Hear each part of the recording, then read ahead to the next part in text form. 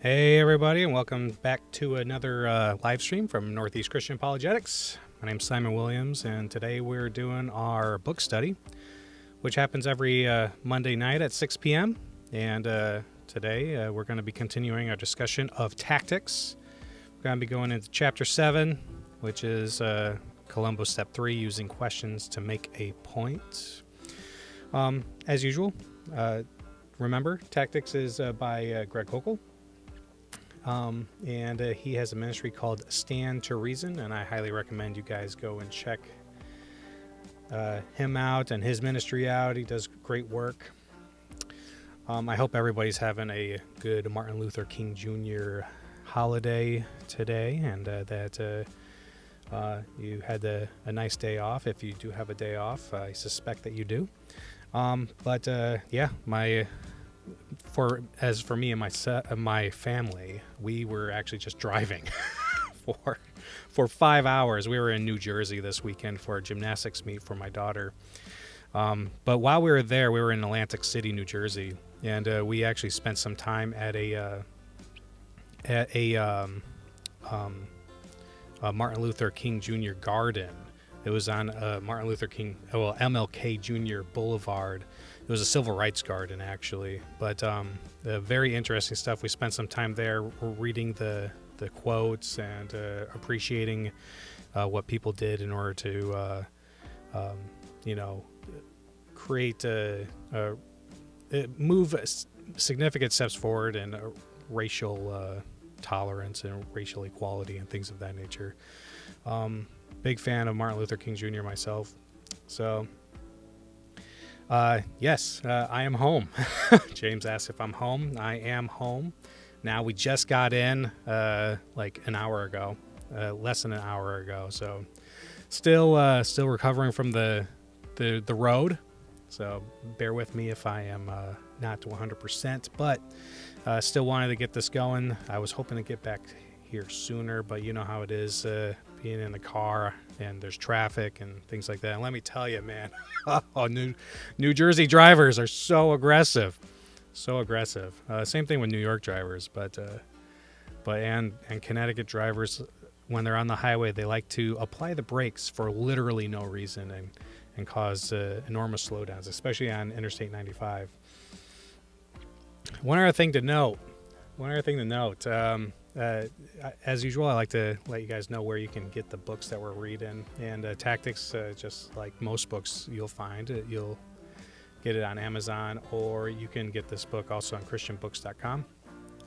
Definitely recommend getting it so that you can follow along and that you can have this as a reference for yourself and read it along with me if you don't want to hear me, stumble through the words and pause to offer my reflections and discussions on the matter. But as usual, as well, very much appreciate it if you guys subscribe. If you're seeing this on YouTube, helps the channel grow. I want to make sure that people can get this information easily and conveniently, and I think that this is a good way to do it. And your subscription and liking and commenting helps, and also shares. Obviously, that helps. Want to be able to make it so that people can defend their faith and increase their faith through this ministry. All right, so in the previous couple of weeks, we've been talking about, last week we talked about 2 reliable rescues that Koukl provides us. One of them is when you are like in a college situation and the professor is challenging Christianity, but you want to challenge the professor, and he offers us the ability to do that through asking questions. Remember, if you are in the audience, and it doesn't have to be a lecture hall at a college, if you're in any kind of situation in which there is a speaker and you're in the audience, it's best to approach that situation with questions. And so if you use the Columbo Tactic, you can get more information about what the professor or the lecturer believes by saying, what do you mean by that? Or using that kind of questioning in order to get them to elaborate on what exactly they mean. And then using the second Columbo tactic, which is to ask for reasons. Why do you believe that way? What justification do you have for believing that? What evidence do you have? We need more than just your opinion on this matter. Can you provide your arguments and evidences and reason? Why do you believe that way?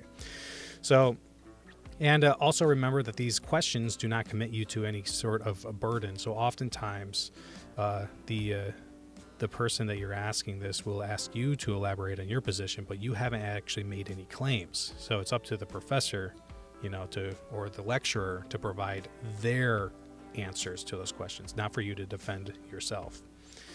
And he also provided us with the tactic of getting out of the hot seat. When you have met your match and you need to get out of the situation, you can just say, you know what, you get into the seat of a learner. You just ask them questions, try to understand their position as best as possible, try to understand their reasonings and justifications, and learn, and take notes if necessary, and then go home and you research that stuff, ask questions, or ask people that you trust, in order to verify that this information is actually correct and things of that nature. And so that you can be better prepared for when you have that discussion again, or engage with that person again, or engage with somebody with similar point of view again. Bear in mind that you're not always right. And bear in mind that atheists and non-Christians are not always wrong. So keep that in mind. All right, so and as a reminder as well, this is a kind of like a React channel. So instead of reacting to videos and movies and things like that, we go through and study and react to books. I provide insights, and do not hesitate to leave comments and questions and things of that nature, and I will address them as I can and as I see fit during the session. So don't get discouraged if I don't answer right away. Okay. All right. So without any further delay, remember that there is a delay between when I talk and when you see me talking, and when you write and I see you writing. So it could be up to like 20 seconds of delay. Anyway. All right. So chapter 7. All right. Let's move over to the reading page. Kaboom. All right, so chapter 7, Koukl. He says, up until now, we have talked about using the Columbo tactic in a very particular way. We have used friendly questions to gather two types of information: a person's view and her reasons for it. One of the advantages of this approach, I noted, is that it's largely a passive enterprise. We put nothing on the line, so there is no pressure. There's nothing for us to defend, so there is no risk. The third use of Columbo takes us more on the offensive, yet in an inoffensive way. We still use questions to keep our risk levels low and our comfort levels high. Here, though, since our queries have a different purpose, we ask a different kind of question, sometimes called a leading question. As the name suggests, leading questions lead the other person in the direction we want them to go. In the third step of our game plan, you are going to use questions to make a point. Think of yourself like an archer shooting at a target. Your questions are your arrows. The point you want to make is the target you want to hit. The target is key. If you're going to use questions to make a point, then you must be clear in your mind on what point you want to make. Your target will be different in different situations. You may want to use questions to indirectly explain or advance your ideas. Your questions will be aimed at the target. Sometimes you will set up the terms of the conversation by using questions to put you in a more beneficial position or your next move. Other times, your goal will be to undermine what you think is a bad argument or a flawed point of view. There's also a clever way to enlist your opponent as an ally to help you build the case against his view, always using questions. In each of these situations, every time you ask a question and get a favorable response, your question accomplishes two things that a mere statement cannot. First, the person is telling you he understands the point. Second, he's telling you he agrees with it, at least provisionally, and is taking a step forward with you in the thinking process. Ultimately, we want to win people over to our point of view, but we don't want the conversation to feel like we're forcing our opinions on them. Instead, we want to persuade them. When the steps to a conclusion are ambiguous, straightforward, and reasonable, it's much easier for someone to follow along with us on the journey, because he can see the route clearly. He can even retrace it on his own if he wants to. With each question, we lead him closer toward our destination. Please excuse me for a second.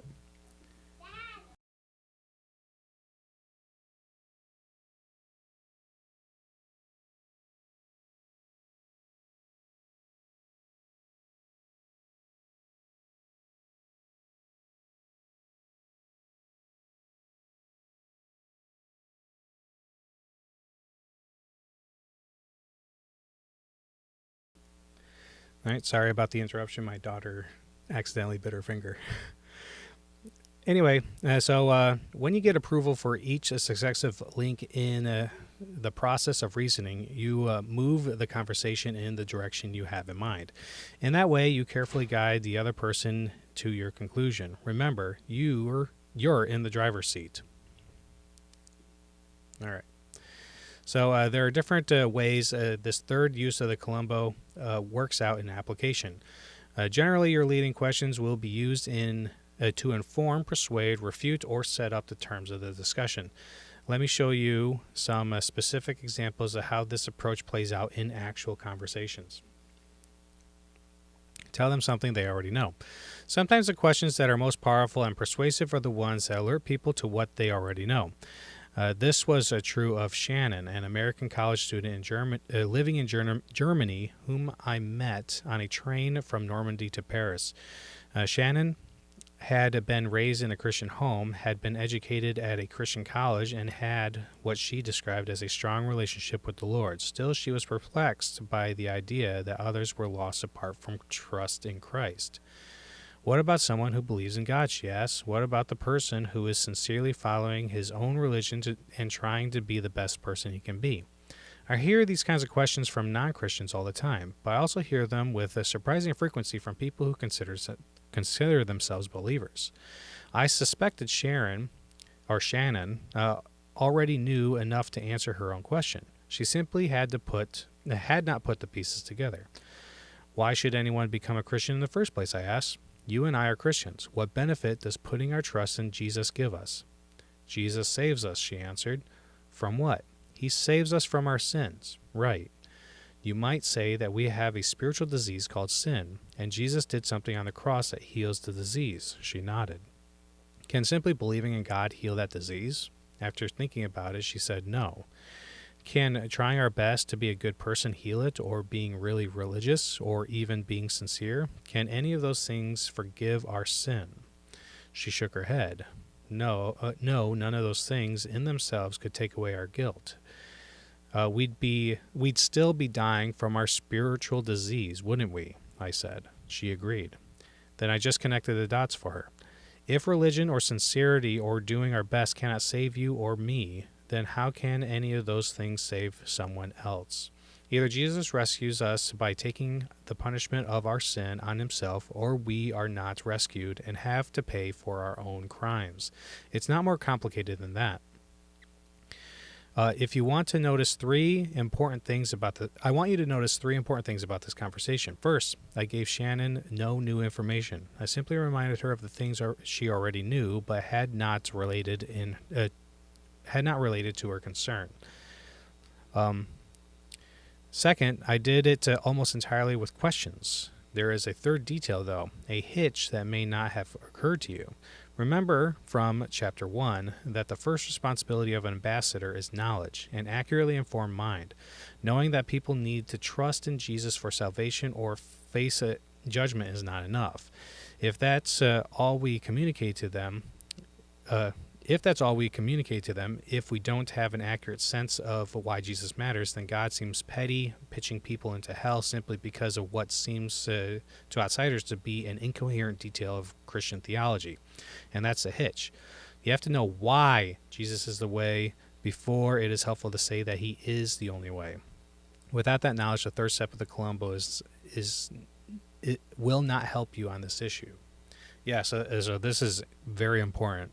There's an RC book out there that's called Getting the Gospel Right.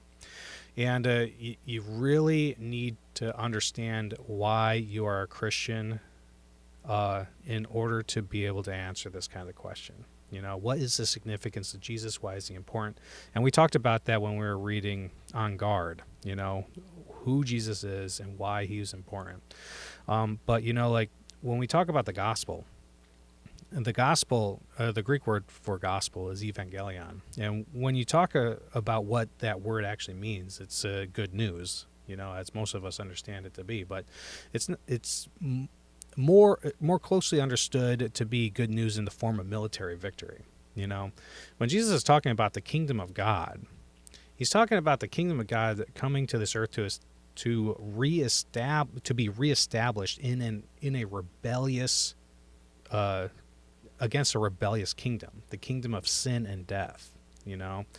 So Jesus' death on the cross is a demonstration of the kind of love God brings to the table through this kingdom. There's a lot that goes into this, and there's a few good books that I'm probably going to link in the discussion of this after we're done here, but that people should read in order to really understand the gospel. It's a multifaceted thing that we're not going to be able to discuss at length tonight, but yeah, make sure that you understand why Jesus' death is important. It's a propitiation of sins. It's a demonstration of God's forgiveness for us. It's also a demonstration of behavior, of God's love. There's a lot that goes into it. So turning the tables. Columbo can also help you get out of a different kind of tough situation. Sometimes you may need to use questions to set up the conversation in a way that is most favorable to you. I had a friend who was a deeply committed Christian woman whose boss was a lesbian. That in itself isn't the problem. My friend had the maturity to know you can't expect non-Christians to live like Christians. Her difficulty was that her boss wanted to know what she thought about homosexuality. That was awkward. If you are placed in a situation in which you suspect your convictions will be labeled intolerant, bigoted, narrow-minded, or judgmental, use Columbo to turn the tables. When someone asks for your personal views about a controversial issue, preface your remarks with a question that sets the stage in your favor for your response. Here's how I suggested my friend answer the disconcerting request made by her employer. This is actually a very personal question you're asking. I don't mind answering, but before I do, I want to know if it's safe to offer my views. So let me ask you a question first. Do you consider yourself a tolerant person or an intolerant person on issues like this? Is it safe to give my opinion, or are you going to judge me for my point of view? Do you respect diverse points of view, or do you condemn others for having convictions that differ from your own? You see what I'm doing, of course. I am leveraging the other person's values in my favor. Regardless of how inconsistent the politically correct crowd often is, they will still strongly affirm their tolerant values when asked. If you first set the stage for your conversation this way, then when you give your point of view, it's going to be difficult for anyone to call you intolerant and judgmental without looking guilty too. This line of questioning trades on an important insight. There is no neutral ground when it comes to tolerance questions. Everybody has a point of view they think is right, and everybody passes judgment at some point or another. The Christian gets pigeonholed as the judgmental one, but everyone else is judging too, even people who consider themselves tolerant and open-minded. I call this the passive-aggressive tolerance trick. The key to disarming this trick is knowing that everyone thinks his beliefs are true. Let me say this again, since it is so easily missed. Every person in every discussion is convinced that his own opinions are correct. He may not know they are correct, but he certainly believes they are. That's why he believes what he believes. If people didn't think their beliefs were true, they wouldn't believe them. So this is very important, Some people, for whatever reason, want to think that, especially on controversial topics, that beliefs are like evil or something or judgmental, and they're not, like, especially if you thought about a topic thoroughly, having a well-grounded opinion and a belief on the matter doesn't make you intolerant. And when you do have a belief that you think is true, that does mean that you think that other views are false, at least to a certain extent. There's something about an alternative view that is false in your opinion, or else you would believe that one. And this is something that I often say, but we always need to be asking the questions, why should I prefer my current belief or my current worldview over a competing belief or worldview? That's a question that we should be constantly asking ourselves. Why should we prefer mine? Why should I prefer my belief over a competing one? All right, got to endeavor to answer that question, not just ask it either. You got to endeavor to answer it. All right, so if people tended to think their belief was true, then they wouldn't believe them. They'd believe something else and think that was true instead. Here's how to use a Columbo to trade on that insight.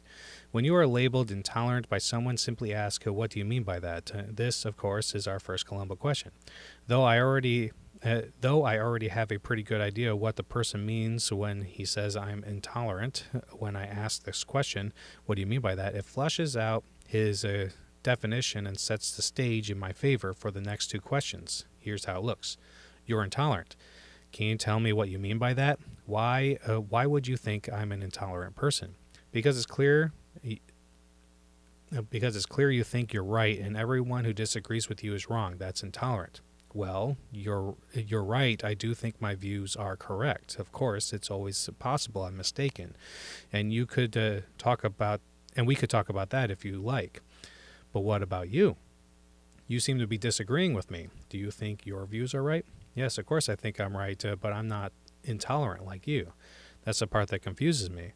Why is it when I think I'm right, I'm intolerant, but when you think you're right, you're just right? What am I missing here? Of course, I'm not missing anything in this exchange. He is. His move is simple name-calling. When someone labels you as intolerant, it's no different than calling you ugly. The first is an attack on your character. The second is attack on your looks. Neither is useful in evaluating the merits of the idea you both are discussing.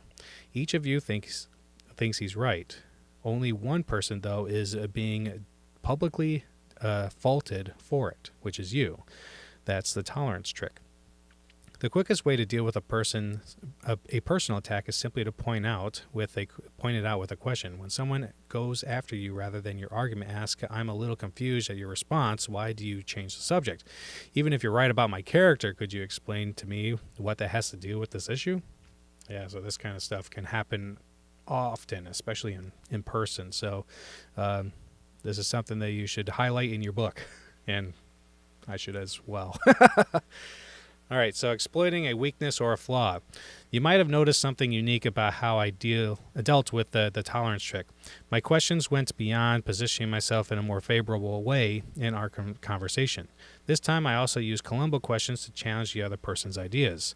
Once you have gained a clear understanding of what a person thinks and why he thinks it, use Columbo 1 and 2. Using Columbo 1 and 2, you can use Columbo questions to subtly expose a weakness or a flaw you might see in his view, or to gently uproot difficulties or problems you detect.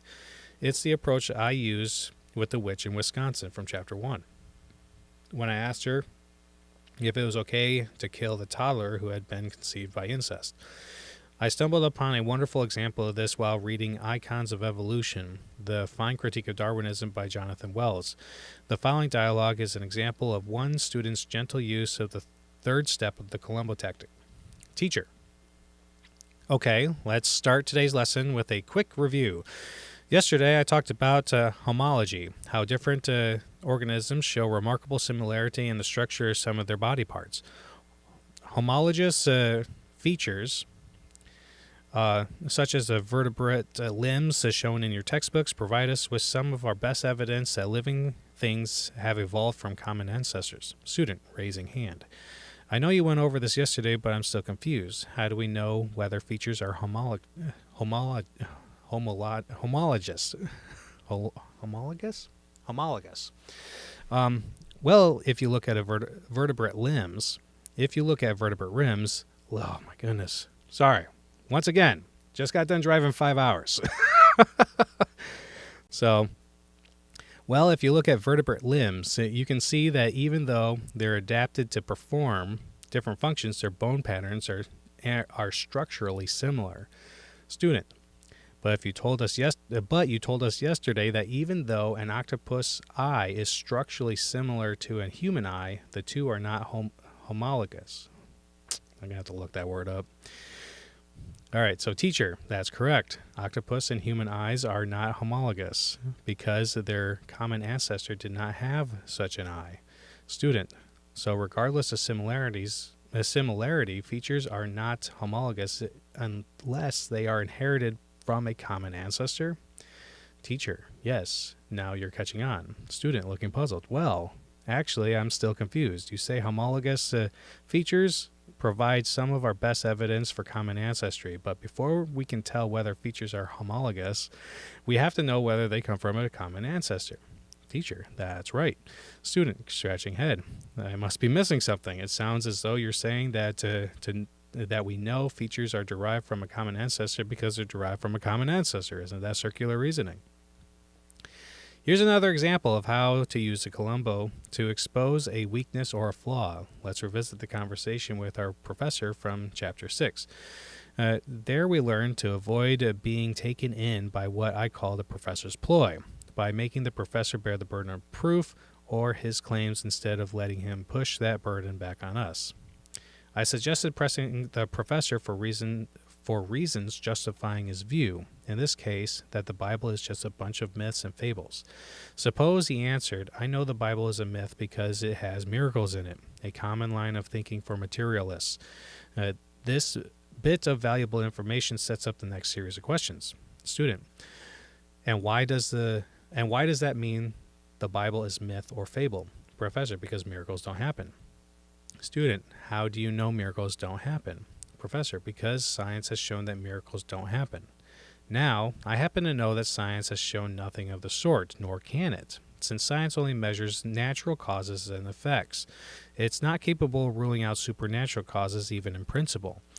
Armed with this information, I can now ask the decisive question, Professor, would you please explain to us exactly how the methods of science have disproved the possibility of supernatural events?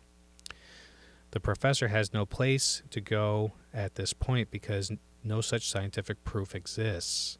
Disproving the non-natural is outside the province of science. Science has never advanced any empirical evidence to show that supernatural events cannot happen. Instead, according to the dictates of naturalistic philosophy, science and the professor has assumed a priori, prior to looking at the evidence, that miracles are impossible. All right, so thus any alleged historical reference to supernatural science must be either a myth or a fable. Your simple question and the long silence that follows it do all the work necessary to make your point. The professor is assuming something he ought to have given evidence for instead. Okay, and so that's something that's really important. You have to understand already that science, it's impossible for science to disprove supernatural features of reality. It is not a justified, it has not been justified to limit the scope of reality to only natural entities or natural causal entities. And I actually talk about this in one of my YouTube videos, and you can check it out there.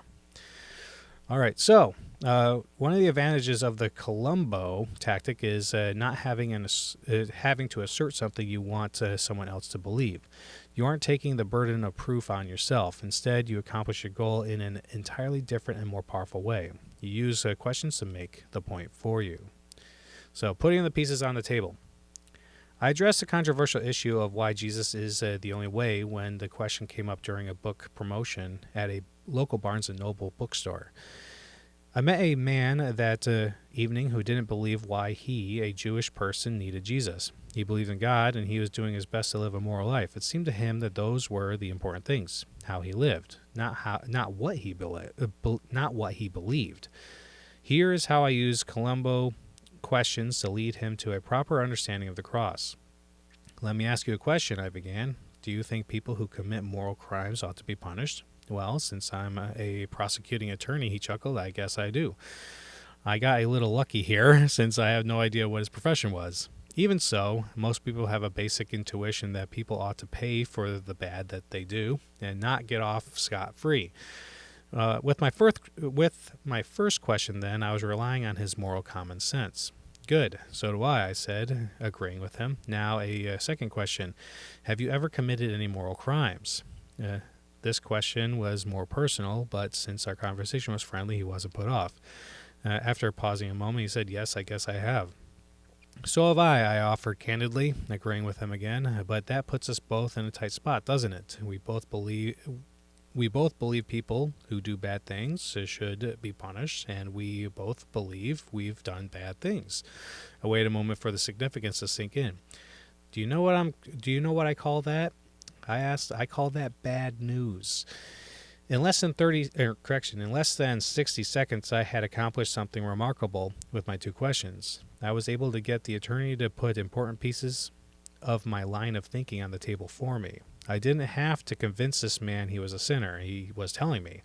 I didn't have to convince him he deserved to be punished. He was telling me. Of course, he wasn't thinking of sin and judgment when he walked into the Barnes & Noble. My questions, though, brought these common sense intuitions to the surface so I could use them to make my point. Now that we agreed on the problem, it was time to give the solution. Here is where the knowledge part of the ambassador equation is so vital. This is where Jesus comes in, I continued. We both now know we're guilty. That's the problem. So God offers a solution, a pardon, free of charge. But clemency is on his terms, not ours. Jesus is God's means of pardon. Here's why. He personally paid the penalty in our place. He took the rap for our crimes, and no one else did that. Only Jesus. Now we have a choice to make. Either we take the pardon and go free, or we turn it down and pay for our crimes ourselves, such as they are. Either Jesus pays or we pay. That's a simple equation. The choice is up to us. In this conversation, I handled an awkward question by combining two things: my knowledge of what Jesus accomplished on the cross and the Columbo Tactic. My questions helped me lead the attorney step by step to an answer to his question. There was something more going on, though, a subtle maneuver I used with the attorney and with virtually every person in the conversation cited in this chapter that gave me a leg up in the discussion. He was helping me make my case. I mentioned just a bit ago that Columbo can be used in a clever way to enlist your opponent as an ally to help you build your case against his view. It's a move that's central to using Columbo to make a point. Think about it. The attorney's question was about the singular role Jesus plays in salvation. Answering his question accurately required talking about sin, guilt, and judgment, not pleasant topics. There are two ways I could have approached that task. First, I could have started by simply stating the facts. We're all sinners, including him, and we all need forgiveness to save us from judgment, and so on. All the details that must be in place to make Jesus a singular sacrifice intelligible. The liability is, of course, that each step invites objections that could stall us out, bogging us down in disputes about the particulars that would keep us from ever getting to the explanation. Every piece I tried to put on the table, the skeptic would immediately try to take off the table. Man, this is true. Every little thing becomes a debate if you start just blasting out things that you consider to be facts and your claims. All right, so the second way would be to use Columbo, which is what I did. I asked questions to get the attorney to put the important facts on the table for me. This approach was powerful because I didn't have to persuade him of some foreign concept or controversial idea. I merely connected the pieces pieces I had helped him lay on the table for me just by using questions. Once he affirmed those important points, it would be hard for him to dispute them later on. Of course, to make an ally out of your opponent, you have to know how to challenge or answer the challenge you're facing. Then you need to think about the pieces you need to make your point. Finally, you need to formulate questions that invite your challenger to place those pieces on the table for you. Jesus did this very thing in Luke chapter 7, verses 41 through 47. He described a theoretical situation as Simon, his dinner host, for an assessment. He then used the Pharisee's answer to make his powerful point about forgiveness. He who is forgiven much loves much. Let's say you want to make the point that the existence of God is the only adequate explanation for the existence of objective morality in the world. Here's a series of questions I designed to solicit the skeptic's cooperation. Do you believe there is real evil in the world? Is the evil you described objective evil, or just things that happen that don't fit your fancy? Do you think some kind of standard is necessary for you to distinguish good from evil, right from wrong? That standard, then, couldn't be inside us, relativism, but must be outside of us, objectivism. Is that right? Where do you think that external, objective moral standard comes from? There's more I could add, but I think you get the point. Notice that with this approach, you're laying a foundation from your point, for your point by first trying to establish some common ground between you and your friend.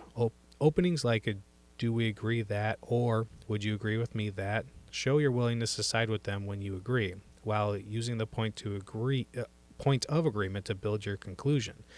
It's one of the most powerful ways I know to use the Columbo to make a point. All right, and just as a reminder, we did talk about the moral argument while we were reading through On Guard.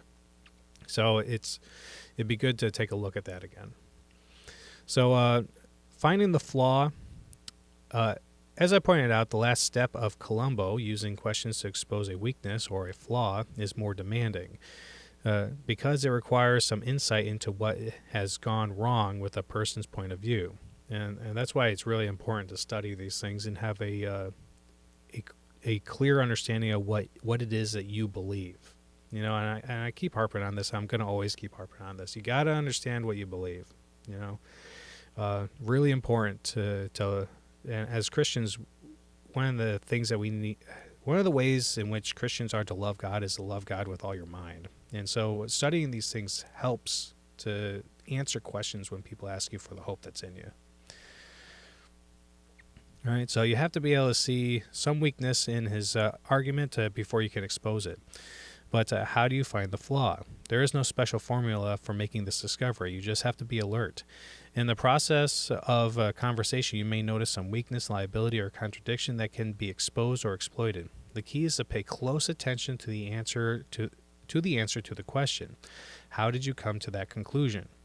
Then ask yourself if the person's conclusions make sense in light of the evidence he gives. Remember, an argument is like a house whose roof is supported by walls. In this step of Columbo, you want to find out whether the walls, the reasons or evidence, are strong enough to hold up the roof, the person's point of view.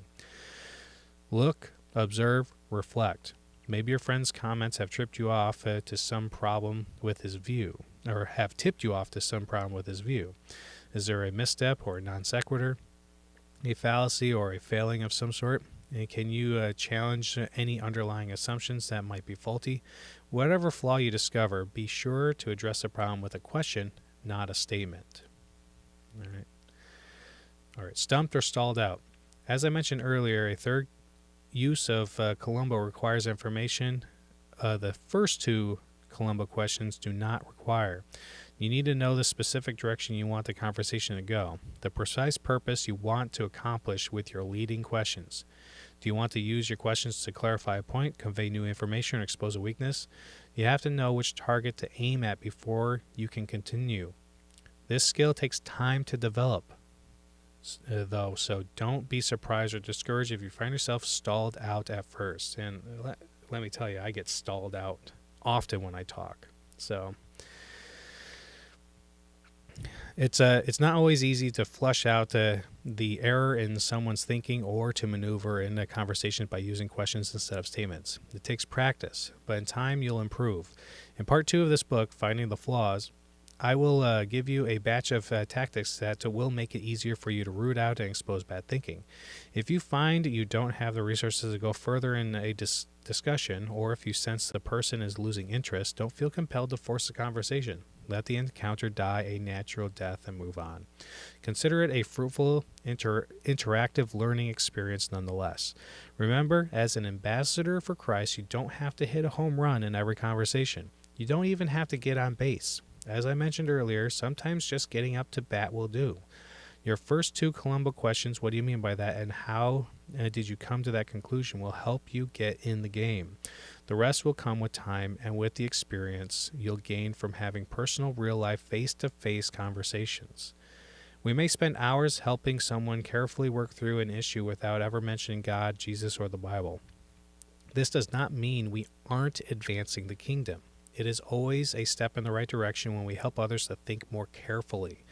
If nothing else, it gives them tools to assess the bigger questions that eventually come up.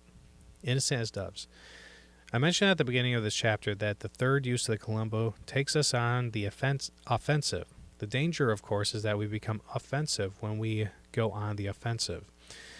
These are two different things. Yes, we want to be able to point out weaknesses in a view, go on the offensive, but we don't want to seem pushy, condescending, or smug, be offensive. So that's go on the offensive versus being offensive. How do we avoid that pitfall? Jesus offers this advice: be shrewd as serpents, but innocent as doves. I think one of the things he had in mind was that we should be clever in our maneuvering, yet to remain innocent in our manner.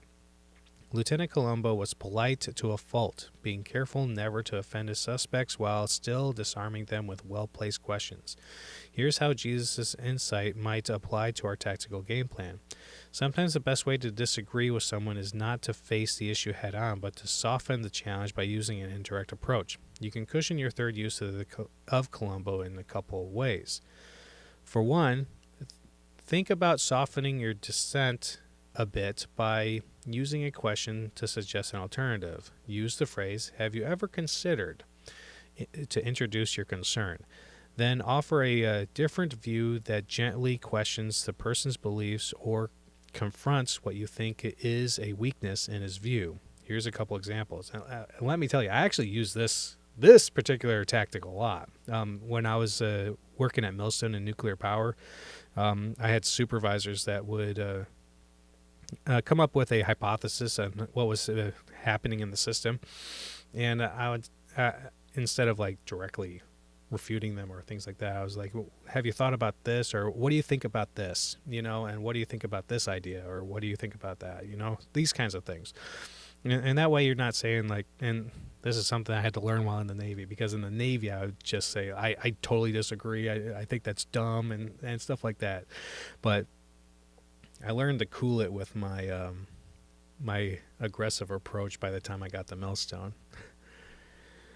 I found a lot more success by using this tactic instead of like trying to defeat my supervisors head on. Anyway, here are some examples. Have you ever considered that if the Bible was merely written by men, it would be hard to account for fulfilled prophecy? How would you explain that? Or have you ever considered the difficulty involved with adding something like the teaching of Jesus' divinity to every existing hand copy of the New Testament circulating in the Roman world by the 4th century? How is this physically possible? Have you ever considered the existence of evil? That the existence of evil is actually evidence for the existence of God, not against it? Have you ever considered that if abortion is okay, it's going to be hard to condemn infanticide, since the baby's location inside the womb, abortion, or outside the womb, infanticide, is the only difference between the two? How can mere location be relevant to the baby's value? Or have you ever considered that if Jesus was wrong about being the only way of salvation, it's difficult to call him a good man, a prophet, or a wise religious teacher? What do you think about that problem? Another way to soften your challenge is to phrase your concern as a request for clarification.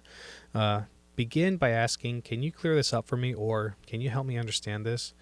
Then offer your objection in a way that gently challenges the belief or confronts the weakness you think you see in the point of view. Consider the gentle approach of the following questions. Can you clear this up for me? If Jesus' divinity was an invention of the church in the early 4th century, how do you explain all the references to a divine Christ in Christian literature written before that time? Or, can you help me understand this? If there is no evidence that life came from non-life, that life spontaneously arose from inanimate matter to kick off the sequence of evolution, and there's much evidence against it, how can we say that Darwinian evolution is fact? Or, can you help me with something that confuses me? How does having a burning in the bosom about the Book of Mormon give adequate evidence that this book is from God when people have similar reasons, a strong internal conviction from God in response to prayer for rejecting it? Or can you clear this up for me? If homosexuality is truly natural, then why did nature give homosexual men bodies designed? Why did nature give homosexual men bodies designed to reproduce or for reproductive sex with women, and then give them desires for sex with men? Why would nature give desires for one type of sex but a body for another? All right, so one of the reasons this approach is so attractive is that it shows respect for the person you disagree with. First, you make an effort with your first 2 Columbo questions to understand her viewpoint. Next, you ask, do you mind if I ask a couple questions about what you've told me? Or would you consider an alternative or be willing to look at another angle if there were good reasons for it? By soliciting a permission to disagree, you make the encounter more amicable. You also stay in the driver's seat. There is one more way to soften your approach that, strictly speaking, may not involve Columbo, because it doesn't always have a question. Even so, it may serve as a valuable tactical purpose. You may find yourself in a situation where either you can't think of a question, or it would seem awkward or contrived to use a question rather than simply state your view. In this circumstance, you need a genial way to introduce your point. Here are some recommendations you might want to consider. Let me suggest an alternative, and tell me what you think. And tell me if you think it's an improvement. If not, you can tell me why you think your opinion is better. Now, I wouldn't characterize it that way. Here's what I think may be a better and more accurate way to look at it. Tell me what you think.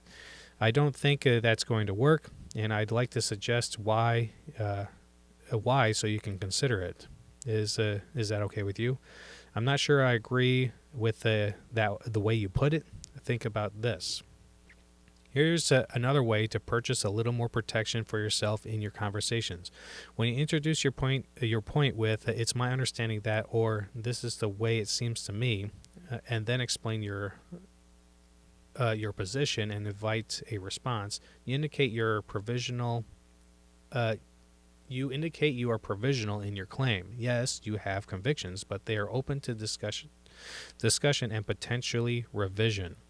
Qualifying your comments this way not only is an implicit act of humility, but also gives you a margin of safety. It may turn out that you've missed something your friend will uncover in the process of conversation.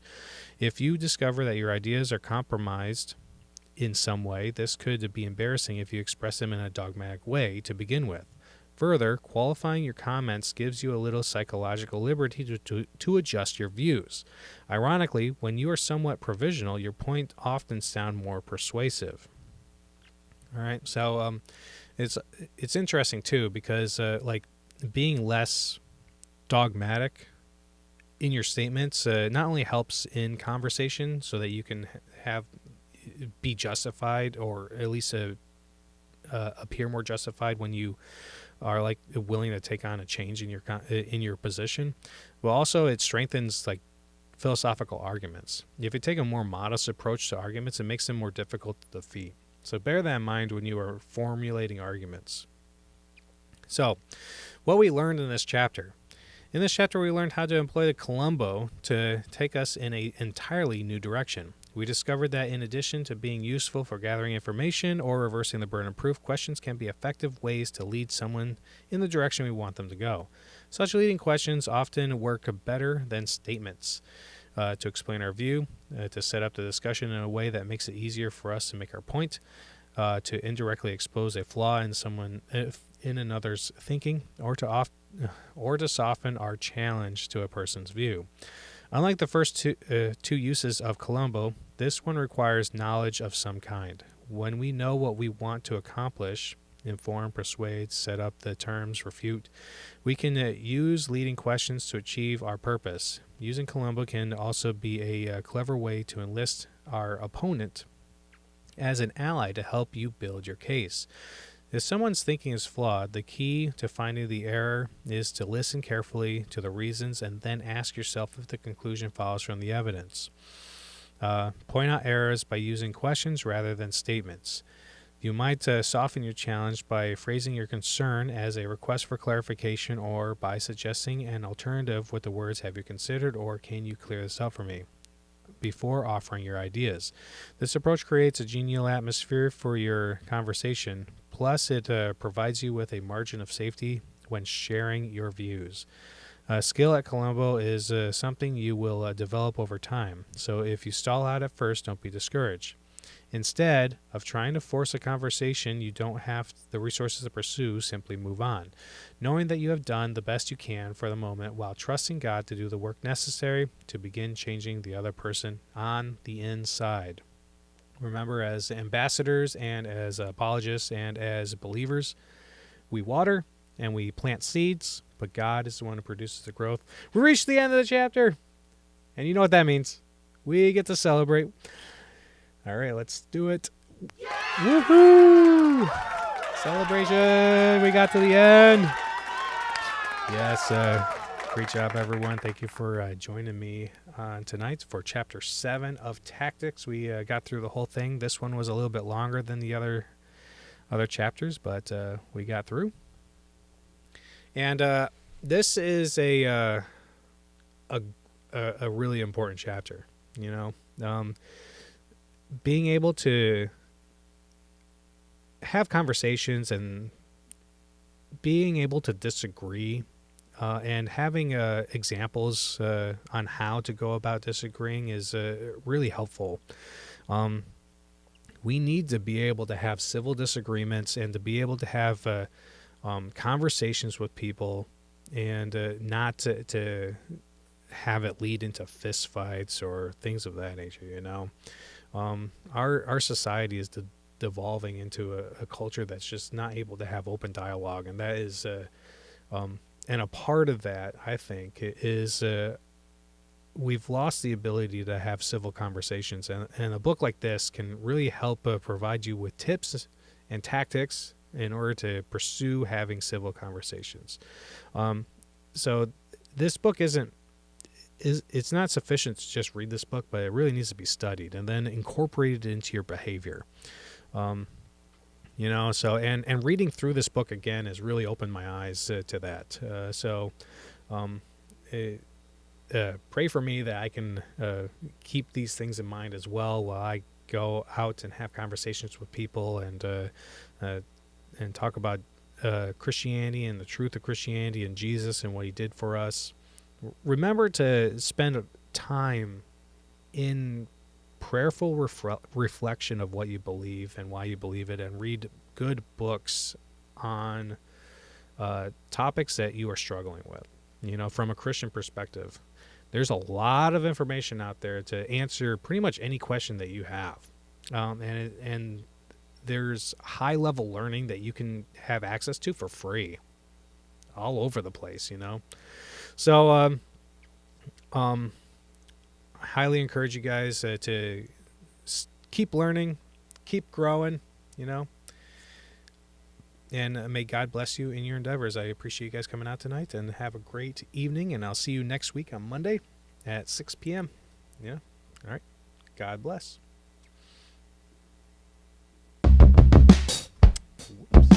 Hey, before you go, I hope you enjoyed today's enlightening discussion during our Christian Apologetics book study. It's always a blessing to come together to explore our faith and grow in our understanding. Your participation means the world to me, and I'm grateful for your continued support of Northeast Christian Apologetics. Remember, you can stay connected with me and access valuable resources by visiting my website at nechristianapologetics.com. There you'll find a wealth of articles, videos, and recommended reading material to deepen your knowledge of Christian apologetics. If you're as passionate as I am about equipping believers to defend their faith and engage in meaningful conversations, you can also support this ministry in various ways. One way to support this work is through patreon.com. By becoming a patron, you'll have access to exclusive content, early access to our discussions, and a chance to connect with like-minded individuals who share your passion for Christian apologetics. If Patreon is not your style, some people prefer to give me a one-time tip. And if you'd like to do that, then feel free to do so through Venmo or Cash App. But of course, there are many ways to support me. By praying for this ministry, sharing the content on social media, or simply spreading the word about what I do. Every bit of support goes a long way in helping me fulfill my mission. Once again, thank you for joining me today. Your presence and engagement enrich these discussions, and together, we're on a journey to strengthen our faith and share the good news with others. Stay tuned for more exciting book studies, thought-provoking discussions, and opportunities to grow your Christian apologetics journey. I look forward to seeing you again.